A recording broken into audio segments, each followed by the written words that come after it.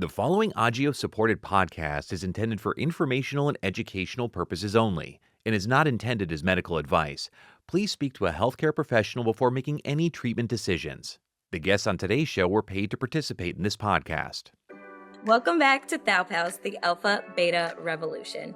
I'm your host, Nina Maria Badalamenti, and today we're joined by a fellow Thal Pal with an incredible story. Madina Margeson is an educator, a wife, and a mother of 3 from Riverside, California, living with beta thalassemia. Diagnosed at the age of 8, Madina was often told that she was the fortunate one because she was not transfusion dependent. But like many others in the Thal community, her care was minimal for years until adulthood, when she began uncovering complications that had gone unnoticed. That turning point sparked a powerful shift. Madina stepped into self-advocacy, pushed for a deeper evaluation, and ultimately found the caring community she deserved. Today, she shares what it really looks like to take ownership of your health and push for better outcomes. So let's get into it. Madina, thank you so much for joining us. I also understand you're an avid listener of the podcast, so I'm so honored to have you on. Yes, thank you so much. It's so interesting how just things work out in life. It was actually last year. I went to my first care walk and I ended up at an Agios table. And there I met Cindy and I met a fellow Thal Pal nurse. And it was interesting because when I was talking to Cindy, I was like, I've already been, acquainted with Audio's Thal Pals podcast, everything, because in my quest and just trying to find more resources and researching things, I was like, there's definitely a podcast out there. And so I remember just going on Apple Podcasts and typing thalassemia, and then you guys popped up. And I was like, oh my gosh, there's actually, information and just people out there spreading awareness. And so yeah, this is just a complete, amazing opportunity and just the way everything works out in life. It's crazy to me. Wow. So thank you for having me here. Agios is a biopharmaceutical company that's fueled by connections with patient communities, healthcare professionals, partners, and each other. Building on these connections and the company's unmatched leadership in PK activation, Agios is pioneering therapies for rare blood disorders, including alpha and beta thalassemia, PK deficiency, and sickle cell disease. To learn more about thalassemia, visit rethinkthalassemia.com. To join the conversation with other patient allies, follow us on Instagram at Ally Voices Rising. That's Ally, ALLY, voicesrising.com. Yeah, of course. I love that. And I love that you found us and that, this podcast was able to help you. It's honestly incredible the amount of people that I hear, listeners that I hear tell me that I was just looking for answers. I was just looking, like I just Googled, and that's how they found Hmm. the podcast. So there's so many out there like you and like me at one point who were just looking for more answers. I want to get more into the care walk and all that other stuff. But first, let's just start with a little bit about your journey with thalassemia. How did it begin? What was your diagnosis like? And what was it like growing up? I remember distinctly being in the doctor's office with my mom, actually quite frequently. She would take me to the doctor for every like cough and cold and sniffle. And I remember this particular visit. I want to say I was around 8 years old, and just, not completely tuning into the conversation, but enough to understand at some point there was like a turning point in the conversation where thalassemia came up. And so I remember hearing it for the first time, and my mom and the doctor were just kind of talking about this. And I remember hearing the word thalassemia and thinking to myself, like, "Oh, what is that?" Like, I had never heard about it. I never, my mom didn't talk about it, prior to that. And so I remember the doctor asking my mom, did I have a minor or major? And back then, this would have been like the early 90s. So they labeled it slightly different. They didn't label it as transfusion dependent versus non. And so I remember my mom just kind of having this, kind of like this smug attitude towards that question. And she was, like explaining how, no, well, it's minor. She doesn't have to have blood transfusions. because that's kind of the way they had, described it, whether or not, you had the blood transfusions. And so she wanted to make it very clear that I didn't have to have blood transfusions. And so I'm just listening to this and I'm like, thinking to myself, what's happening here? What is this? And I remember the doctor just kind of like nodding his head and just being like, okay, that's good. She doesn't have to have blood transfusions. And I just thought to myself, like, I have a problem, like I have a disease. Just it was all so new in that moment. And I just remember looking at the doctor's face, him having this moment of just, it seemed like relief that, oh, okay, you're not as bad off almost. Um, and so that was really when I first heard about my thalassemia. From there, though, I think, you know, honestly, just looking back, wasn't a lot of serious complications at that time. I mean, I didn't really run into a lot of health issues as a child. Um, I remember the doctors just, occasionally when I would go to the doctor's office, they would check my hemoglobin levels. So they would, see, how I was doing. Was I super anemic? And I don't recall what those numbers were back then, but they weren't detrimental in their eyes. I really believe that they just viewed that I was just a fortunate kid that didn't have a lot of health issues. They did think that I was iron deficient, and so they told my mother to give me iron tablets and folic acid, and basically just kind of go on my way. So as a child, and even into my teenage years, I didn't really have any serious health issues or limitations.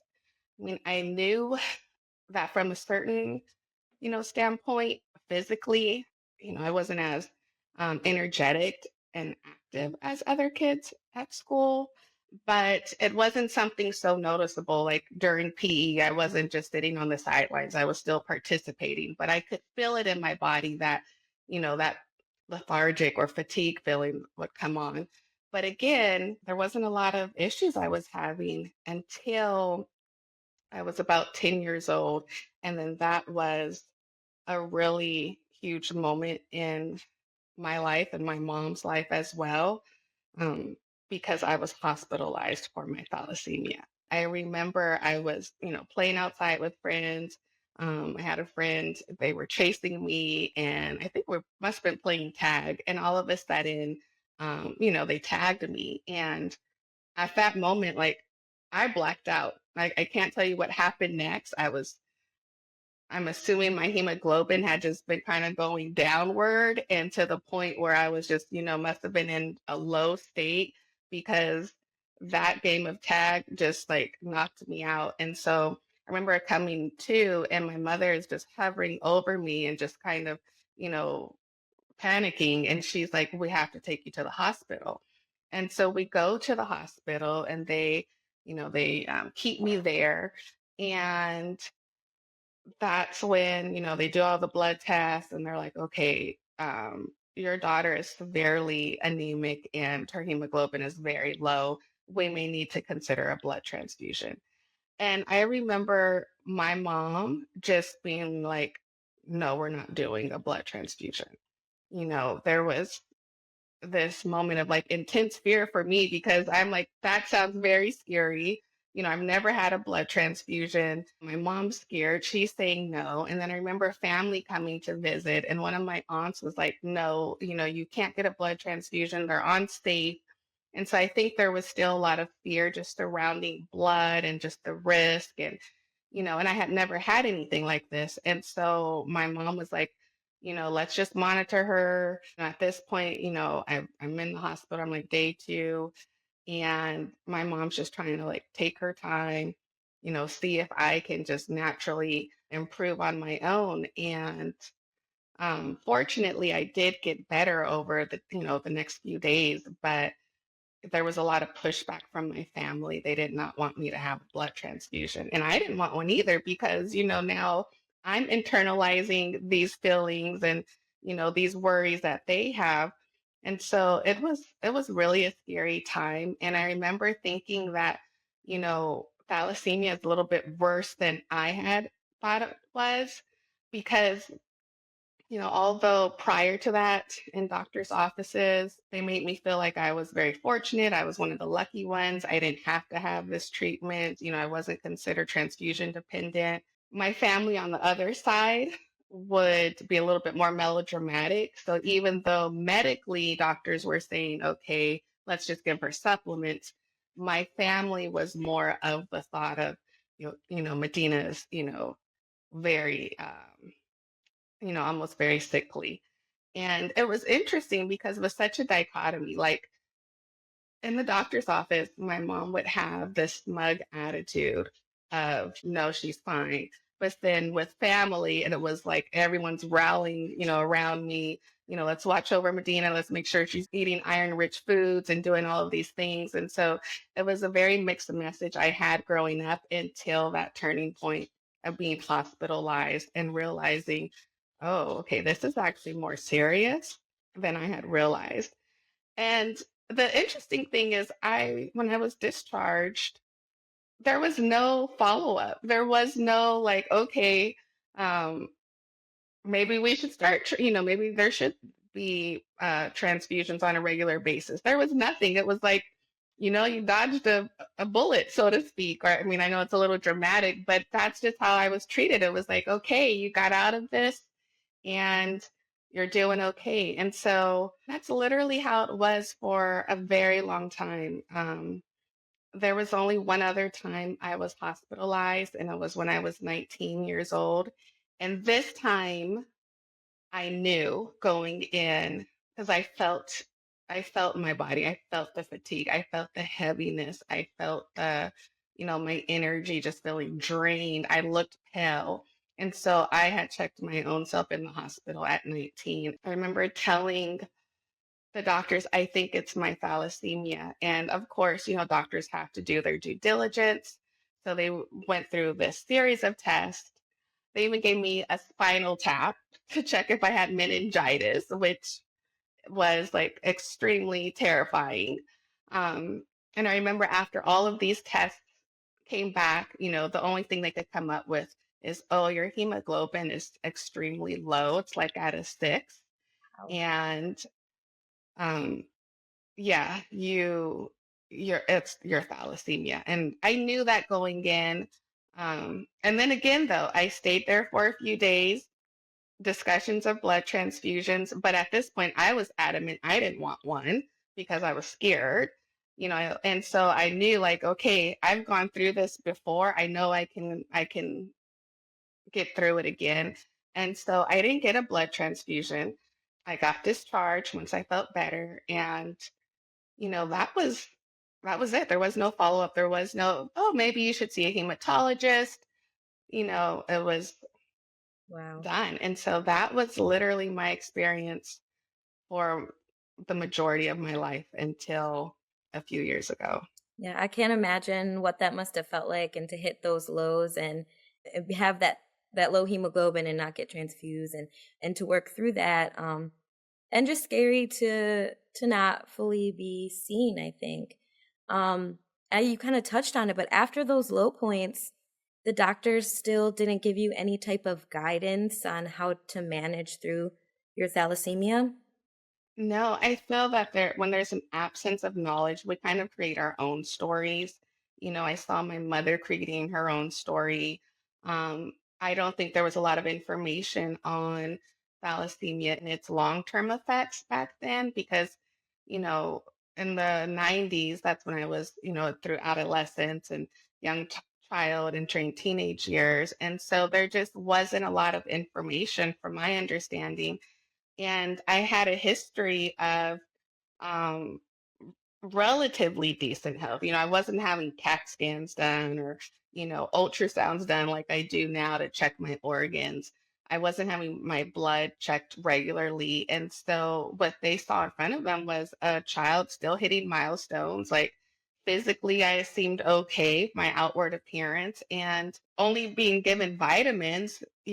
That just, I don't think they thought I was that sick. I think the term and the connotation behind it from my mother's standpoint was alarming and worrisome. And that's why she created this narrative within the family that, we really need to look out for Medina, make sure she's not too active, make sure she's eating all of these, right foods.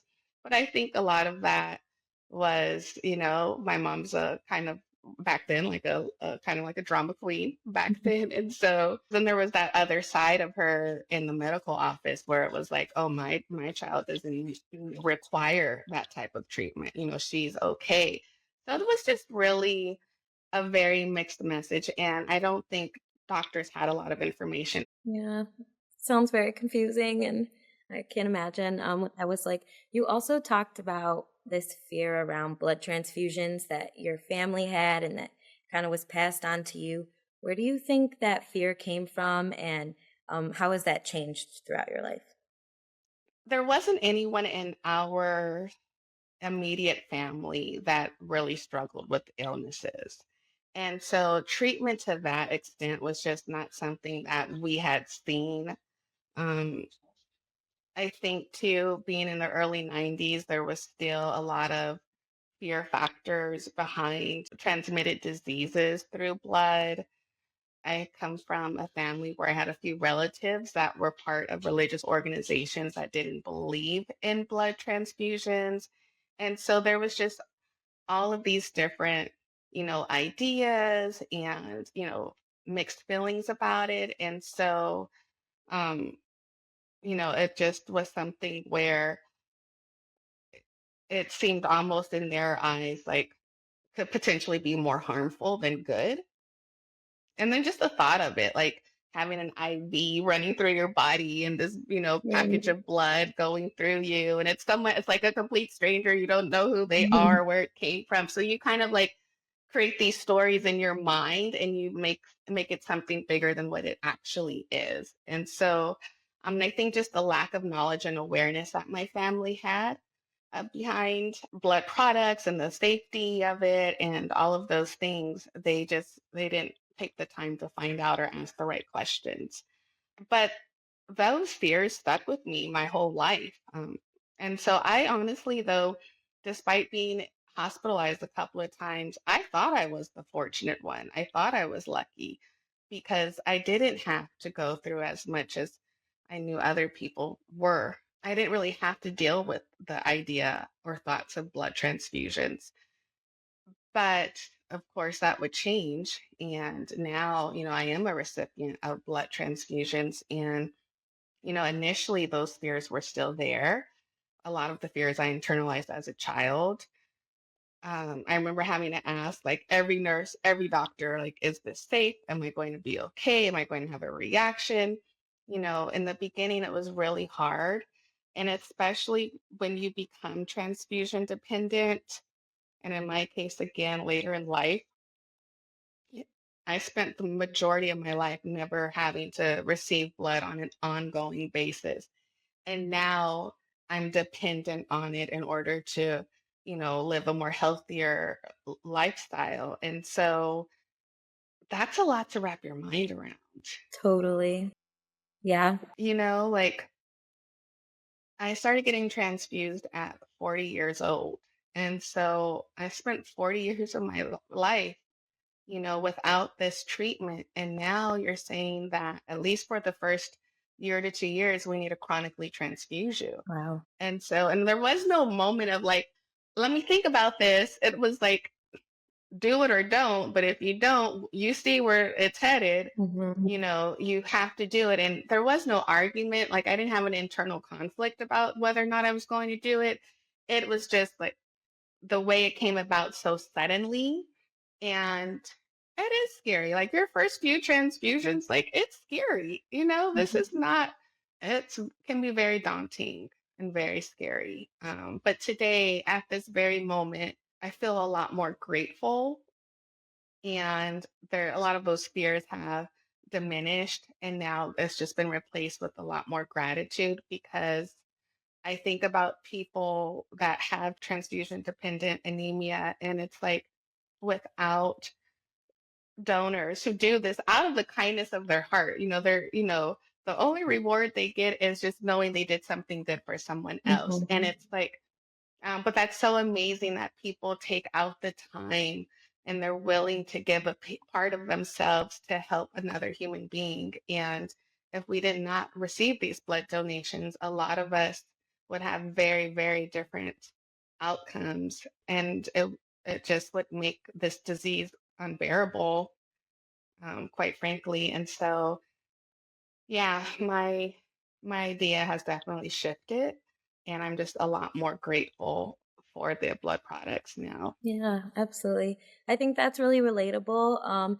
And also to your point of donors, we love donors, we take donors, and I think a lot of times donors themselves or those who don't realize the impact they're actually making on people's Hmm. lives. Like they are doing a Exactly. life-saving thing.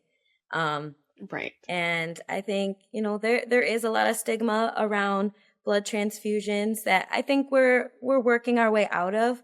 But I think, that Hmm. perspective is really, really relatable.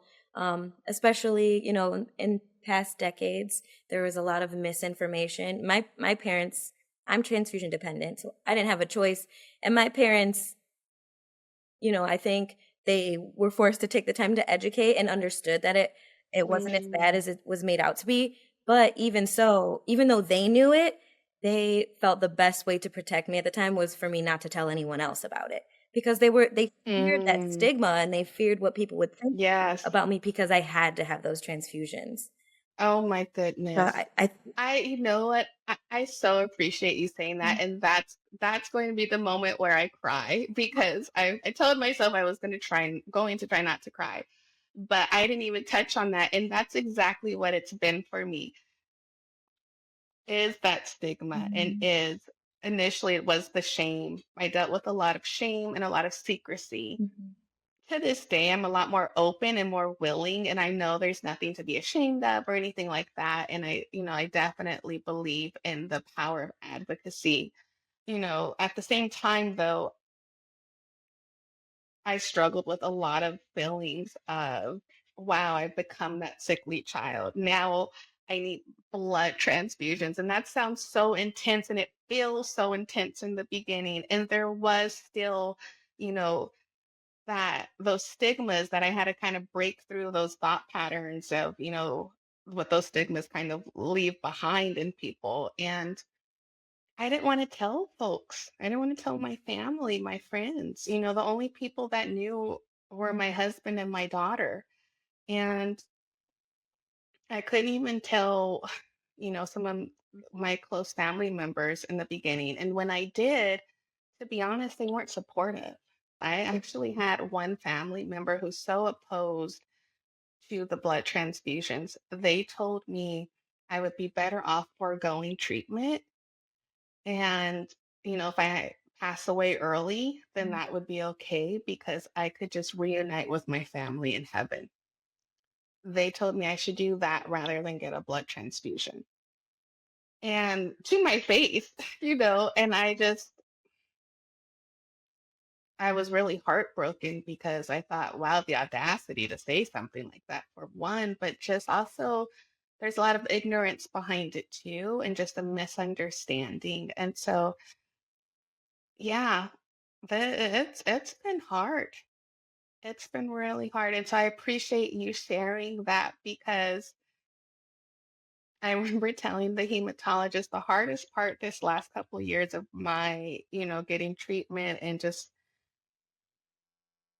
has really been the mental and emotional aspect of it all rather than the physical.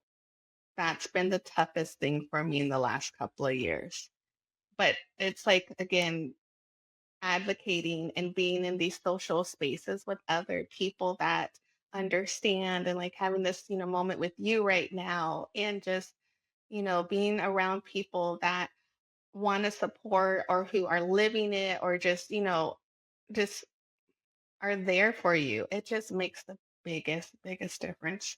And it's not always going to be your family, which is what I found out, but you make a new family. Absolutely. And thank you for sharing that. I'm so sorry that you didn't get the support and encouragement that you deserved from the beginning, but I'm so glad that you found it now. And I'm really grateful for you sharing these aspects of your story because you're not you're not alone. I think a lot of us feel a lot of those same feelings that you feel and that you felt.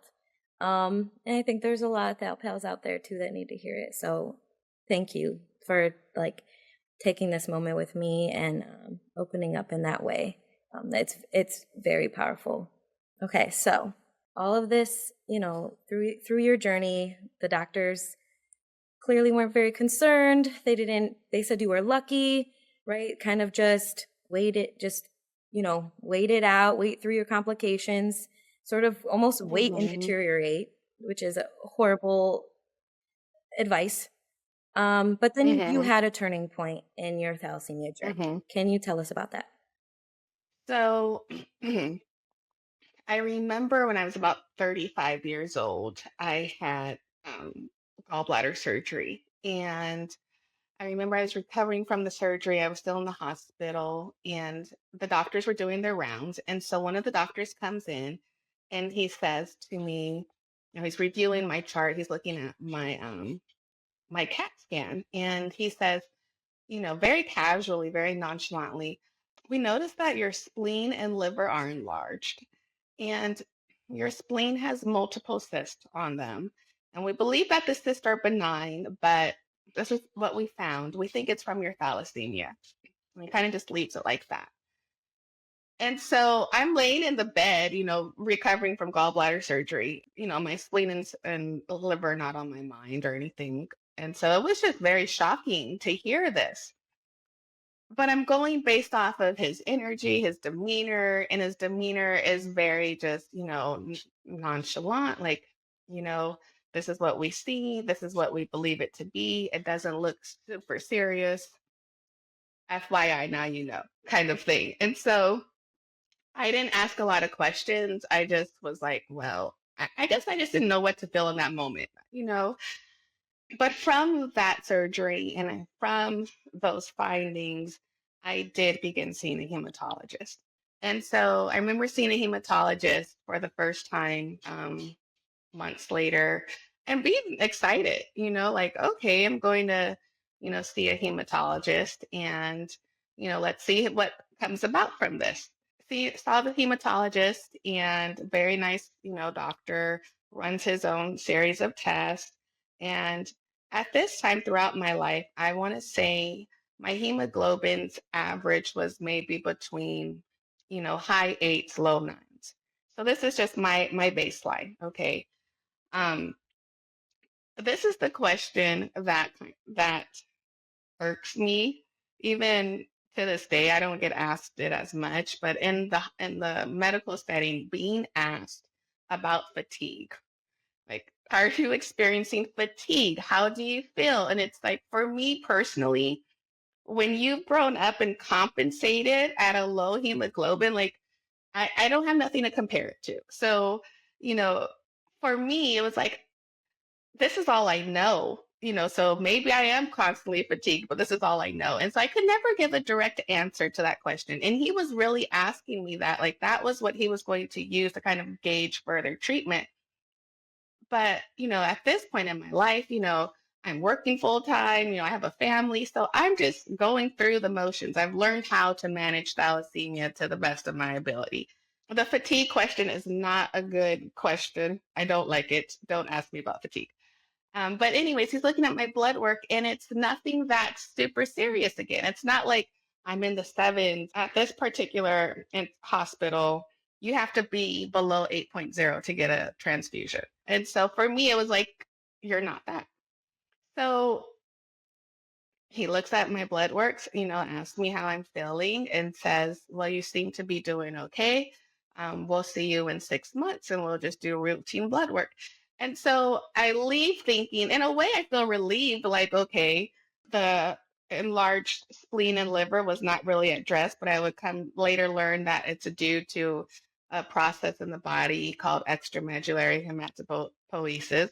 Hopefully, I pronounced that correctly, but it's just something that the body does because it's in overdrive, trying to produce blood, healthy blood cells, and make them sustain for a while. So, anywho, um, that was the end of my hematology visit, and those visits were like that for a few years, for a while. I'd go in, I'd look okay, be asked about fatigue, I'm like, don't ask me that. Um, and blood work was okay. Hemoglobin at 9, oh, stellar. That's how I felt, like stellar. That's Uh-huh. good. And so there was a lot of me that just felt relieved about it. And so I remember the major like turning point was I was seeing my general practitioner for my annual physical exam. And I just happened to bring up, I said, I have an enlarged spleen and liver. Would it be possible if we do a CAT scan so I can take a look at it, make sure it's okay? And she was like, yeah, certainly. So she does this full body CAT scan, and I get the results of that CAT scan. And they pop up on my chart, and so I seen them actually before the doctor. And when I see my CAT scan, it was like the results of it were unbelievable. I didn't, they were shocking. So not only was my spleen and liver enlarged and slightly growing, um, my heart was now mildly enlarged. I had bone disease. They could see thinning in my skeleton, my bones and my skeletal, system. Um, I had cysts all along my spine, again from, my bone marrow just working in overdrive, that now I'm just developing more and more cysts all throughout my spine. And later I find out that those cysts, if not treated, they can begin to just kind of compress on your spine and cause extreme pain. And again, going without treatment for a long time can cause eventual paralysis. So, like, those were growing along across my spine, my sacrum, everything. Um, it felt like if you had a checklist of every symptom and, comorbidity that comes from long-term chronic anemia, I was checking all of them off one by one. And so I just panicked. I went in complete panic mode. And at this time, my doctor hadn't gotten back to me. My hematologist, I knew he would also receive the results. He hadn't gotten back to me, but I had no time to wait for anyone. I just, went into, I have to resolve this. Like, so I have to find out what's going on. Like this whole time, thalassemia has been wreaking havoc on my body. And so I remember, the only thing I could do to take charge of the situation was to start doing some research. And so I go online and I'm just researching, like, my about my heart, about these cysts on my spine, about all of these different things that I'm starting to see and their connection to thalassemia. I'm just reading medical articles, and I can barely get through any of the language, but I'm, again, I'm seeing the connection here, and it's like, okay, this is what happens when you go years without having enough healthy red blood cells in your body. Your body is like fighting to survive and to just, function normally. And eventually, through my research, I land on Cooley's anemia. And I will forever, ever, ever just hold them, in high esteem. They have helped me. They they saved my life, you know. The people there have saved my life. Stumbling on their website, I was able to find a plethora of webinars. So I was, watching these videos. I'd be driving to work on my commute, just playing a webinar in the background, just learning and just like becoming a sponge and absorbing all of this information. And again, reading more articles. And finally, at some point, I do receive a phone call from my hematologist. And he's, going through the results, and I'm just in panic mode. Like I could feel, my heart beating. I'm nervous. My voice is shaky because I'm like, this feels like I'm dying. This is what's happening here. And so he's looking and he's like, well, I'm going to give you a referral to a cardiologist so we can check your heart. And I said, well, to me, it just wasn't good enough. Like I wanted, give me, do something like right now, and I know that again, I appreciate doctors and I know they have to go through their proper channels, but at the same time, I'm like, I'm scared, I'm beyond scared. And so he's like, I'm gonna give you a referral to excuse me, a cardiologist. And then I'm like, well, what about these cysts on my spine? He says, well, are you having any pain on your, on your back? And I'm like, well, no. And he said, well, they're real small. And I'm like, I don't care. They're Mhm. small. Like they're there. Why are they there? Why? Why? Like, what is going on? And so again, the demeanor and like I just felt like there was a lack of urgency and it just nothing was moving fast. And so I coined that phrase in my mind. I remember getting off the phone and I'm like, they just want me to wait and I'm waiting and I'm deteriorating. And I just, that has been my phrase ever since. It was like I felt the message I've been receiving all these years was wait and deteriorate, and again, I know that was not intentional, but that's how I felt. And here I am, the living proof. My bones are deteriorating. You know, my organs are at their capacity. I don't have enough oxygen to support the functions in my body well. And now it's just like all of these things were happening. And so again, I decided to go kind of through his path of more referrals. And I'm like, okay, I'm still going. I need to do my own research. I need to find more. I need more help. I know there's people out there that can really look into this and help me. And so landing on Cooley's anemia, I remember just being so grateful just for their website and the organization. I'm like, there's dedicated, individuals, a dedicated community, people that specialize, that understand, that have real information, real answers. There's not an absence of knowledge here. There's clearly, you know, people here that care about us and are doing things and there's progress being made. And so just being on that website alone was so encouraging. And so, I fill out their newsletter, like profile information, and I'm like, okay, great. I'll get a monthly update on what's happening with Louise anemia. But still, even at that point, I was just happy to find them. And I'm at this point now where I've created this mission in my mind. I have a two-step mission. Part one of the mission is to educate myself and advocate for the proper treatment. And then part two of the mission is to begin treatment and get better. So I'm in part one phase. And so I remember after filling out the Cooley's anemia information, within maybe 3 or 4 days, someone calls me from New York. And I'm like, oh my gosh, like they actually called me. Someone's actually on the phone. And so I'm speaking to this man, and he's so kind and generous. And he's like, we're going to get you connected to someone in your territory. I know and they know so, and it's going to get better. And like they were just kind of they were in action. They were quick. They wanted to help me right now. Whereas everyone else has been waiting to deteriorate. Cooley's anemia came in, they were like, nope, we're going to help you. You're getting better. And so at that point, that's exactly what happened. I got connected with someone in my territory at Children's Hospital in Los Angeles. And I remember talking to the nurse practitioner on the phone, and just she spent time with me. Like, no one spends time, but she spent time. She answered questions, she gave me so much information, and she even helped me, kind of come up with a very polite way of asking my current hematologist for the referral because I didn't want my current hematologist to be offended in any way. He's doing the best he can, but I need expertise.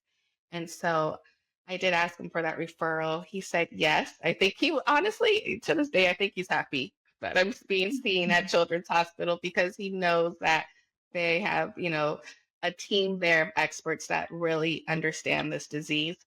And yeah, so I mean, I can go on and on, but basically, I started being seen from, a phenomenal, amazing hematologist. And I mean, he's a celebrity. If I were to name drop, everybody would know him. He's just wonderful.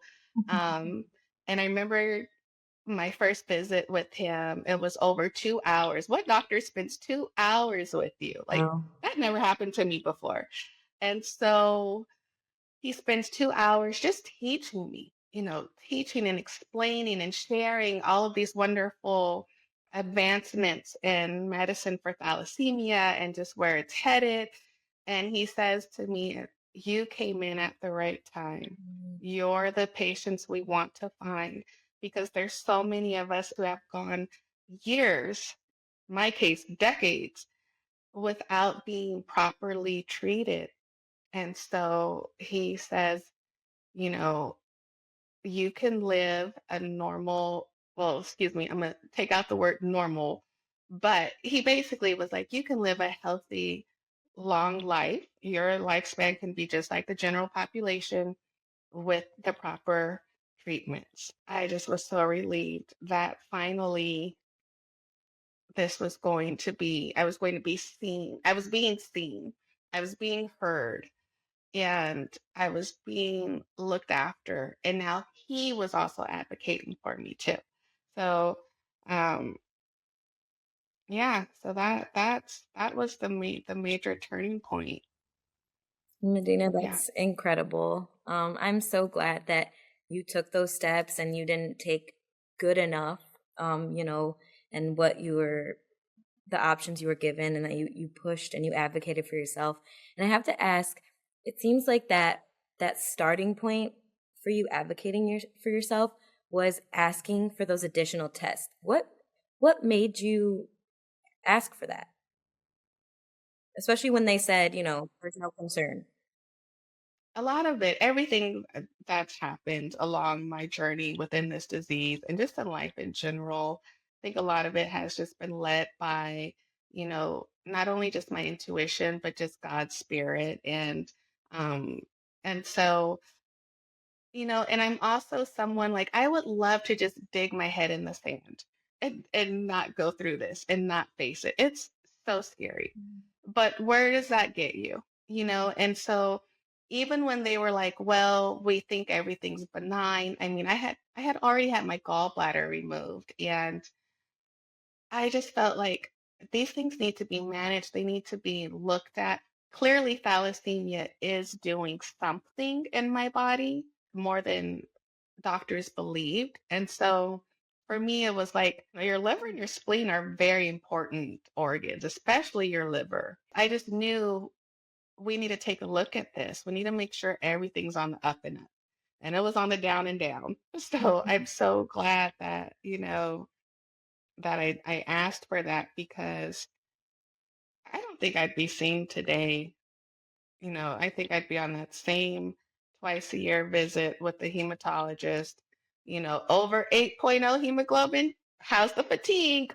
Ugh. And Don't they get would have started been with the like, fatigue, girl. When you were yes. when you were saying that you hate that question and like the literal words that you said about it, I can't tell you how many times I've tried to explain that same thing about like I have no baseline. Like I'm always tired. I'm pretty sure. Yes, exactly, exactly. And it's like you learn to live with it, right? You just learn like this is my norm. It's not like your norm, but it's okay. You figure it out. But no, I would still be in this same situation. And the scary thing is too, like in my research, I was watching a webinar actually by a doctor that specializes in cardiology, but also understands the thalassemia process. And so he, on his webinar, developed this diagram, this chart, and it basically showed the mortality of untreated thalassemia. And usually, from my understanding, it's cardiac failure because the heart can only go so long, without enough oxygen and just working in overdrive. And so he's showing the length of time that a person lives, and it stopped at about 60, with untreated Mhm. thalassemia. And I'm like, that that's terrifying, Um, that's terrifying. And so I just I just I knew I needed help and I needed to address this. And when my heart was shown that it was mildly enlarged, I just remember feeling like I'm on that path. I'm on that path of cardiac failure if this doesn't get treated. I can't Yeah. imagine what you were going through at that time, how scary that must have been. But just, as a fellow patient, I'm so proud of you for taking those steps and advocating for yourself to get to where you're at today. And, you never would have if you didn't push. And I know it's not easy. And I know even just pushing, asking more questions or pushing for answers when they're telling you you don't need them, it's scary, but it's necessary. And you're such an incredible example for other patients out there to do the same. Thank you. I appreciate that. I want to know, now that we've heard kind of this whole journey of yours and that you're actually getting the care that you need and now you know all these things. Looking back to when you were younger and, you weren't given any guidance and management, what do you wish you were told at that time?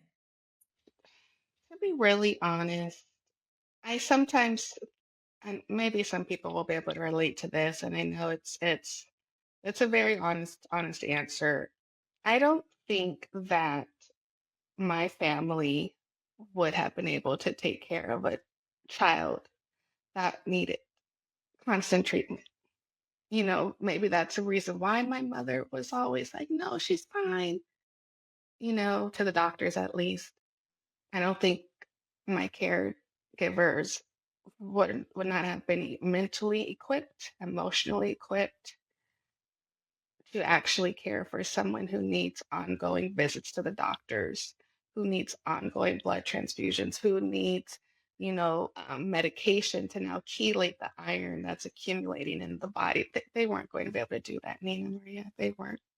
And so, yes, the right answer would definitely be I wished I would have known. I wished I could have gotten ahead of this so I wouldn't have enlarged organs and I wouldn't be in a complete like shock and, and just going through all of the emotional roller coaster and just all of the feelings and the different, trials that I've had to undergo throughout this journey in the last few years. But